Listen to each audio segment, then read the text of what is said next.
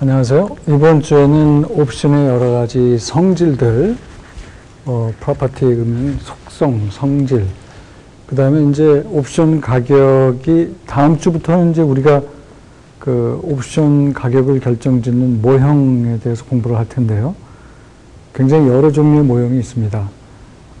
그런데 여러 종류의 모형과 상관없이 옵션 가격이 만족시켜야 되는 그런 어떤 그 바운더리 컨디션이라고 그래야 되나요? 그 어떤 부등식, 등식 같은 것들이 있어요. 그래서 그런 것들 얘기를 하는데, 설명의 편의상 옵션의 기초자산이 주식이다 라고 가정을 하고, 그건 옵션의 기초자산이 뭐 여러 가지가 있을 수가 있는데, 단순히 설명의 편의상 그랬을 때 설명하기가 좀 용이하기 때문에 기초자산이 주식이다라고 가정을 하고 설명합니다.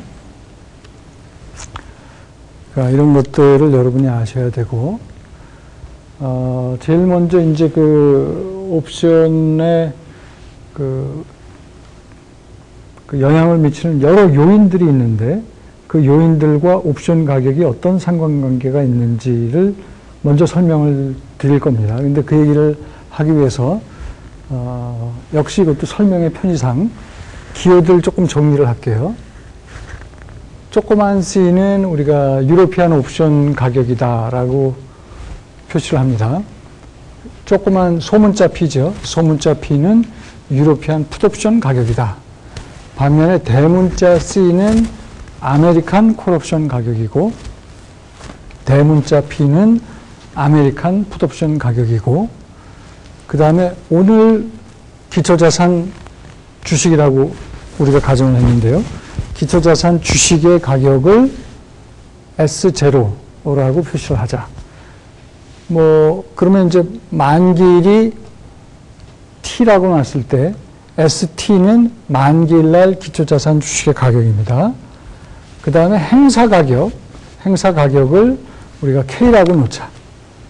행사 가격을, 이걸 스트라이크 프라이스라고도 하고 엑서사이즈 프라이스라고도 한다고 그랬죠. 행사 가격, 우리나라 말로 엑서사이즈 프라이스 같은 말입니다. 행사 가격, 스트라이크 프라이스, 엑서사이즈 프라이스 K라고 하자.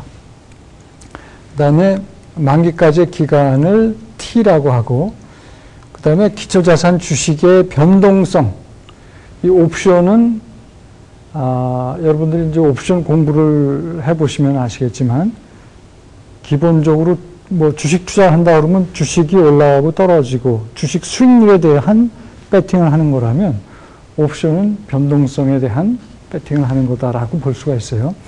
이 기초자산 주식의 변동성입니다. 그게 표준 편차로 우리가 표현을 하는데, 여기 이 표현이 지금 말하는 건 표준 편차의 의미입니다.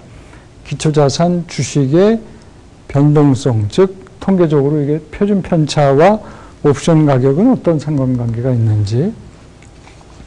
그 다음에 그 무위험 금리와도 옵션 가격이 영향을 주고 받습니다.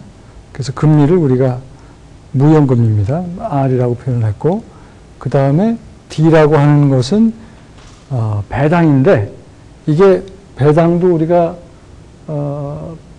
지난번에 한번 얘기를 한 적이 있는데, 여러 종류의 배당이 있을 수가 있어요.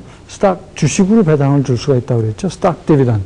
그 다음에 그 정도가 심하면 스탁 스플릿이라고까지 얘기를 한다고 그랬는데, 여기서의 배당은 현금 배당을 의미합니다. 캐시 디비던.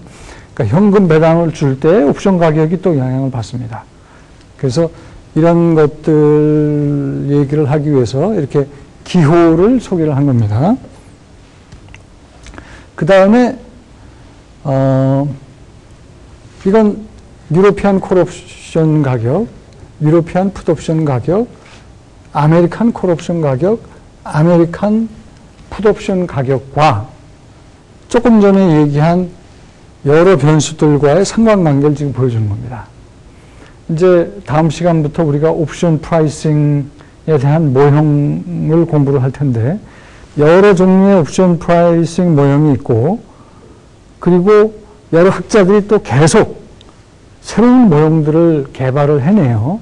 이제 그런 얘기들은 차차 할 텐데, 그런 여러 종류의 옵션 프라이싱 모형과 상관없이 모든 옵션, 그 옵션 프라이싱 모형이라는 건 기본적으로 이런 옵션 가격을 결정하는 수학적인 모형을 의미합니다. 그런 굉장히 많은 모형들이 있는데 그 여러 모형들이 무엇이건 간에 반드시 기본적으로 기초자산 가격, 행사 가격, 만기까지의 기간, 기초자산의 변동성, 무위험 금리, 그리고 배당이라는 것이 무슨 배당? 캐시 디비던, 현금 배당이라고 그랬죠.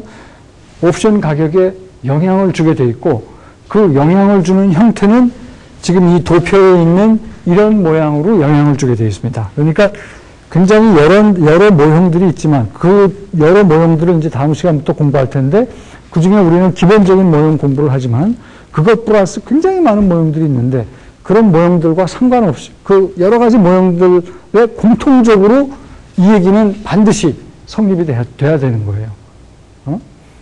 그래서 이 표가 굉장히 중요합니다. 여러분들이 이 표를 잘 이해를 하시는데 이거를 뭐 외우시는 거는 곤란하고 이해를 해야 되겠죠. 왜 그런지.